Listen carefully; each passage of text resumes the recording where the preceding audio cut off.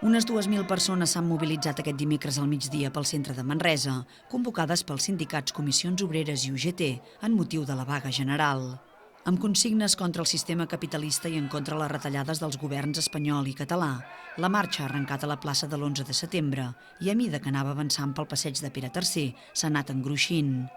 La manifestació també ha reunit representants de diversos partits polítics. Alguns anaven amb pancarta pròpia com Esquerra Republicana o Iniciativa Verds i d'altres a la capçalera de la marxa, com és el cas dels socialistes. La convocatòria que ha acabat a la plaça de Sant Domènec, on s'ha llegit un manifest, ha reunit representants sindicals i treballadors, però també molta gent gran i famílies senceres, que, segons els sindicats, demostren el caire social i no només laboral de la protesta.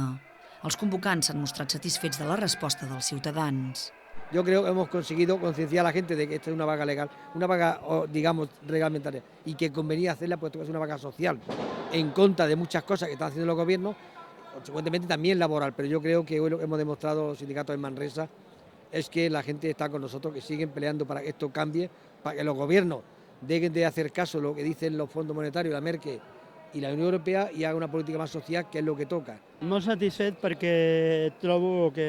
la gent ens ha recolzat, però amb un alt grau de coneixement dels motius i de convenciment de que cal fer alguna cosa. Que ja no val aquella pregunta de si demà de la vaga, si no sé què canviarà. Les coses s'han de fer perquè es creuen i si no baixen del burro ara, ja baixaran, però hem de continuar insistint perquè no ens podem deixar prendre el pèl i ser humiliats, perquè estem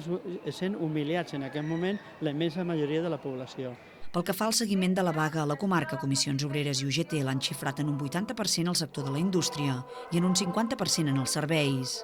Pimec, en canvi, ha rebaixat fins al 9,6% el seguiment a les petites i mitjanes empreses de la Catalunya central.